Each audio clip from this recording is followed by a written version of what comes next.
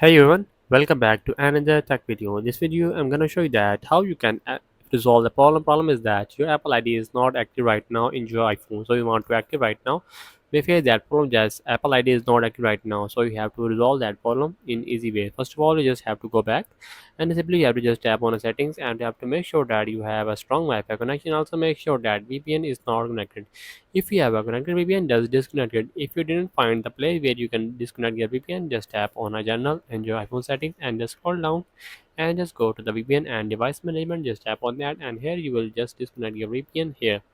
After simply setting, just simply you have to just go to the Safari and just simply you have to search sport.apple.com.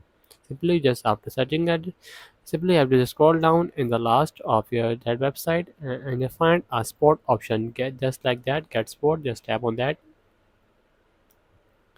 and you just go to that interface and you simply just have to scroll down and you see that there is an option call us. Just tap on that and you see that there is a support option. You can directly call them and tell them that my Apple ID is not active right now, so I also verification problem failed, so please verify my ID and activate. So that's the solution. You just follow that rules to solve that problem. So that's the video. Make sure you like our video and subscribe our channel for more tech related videos.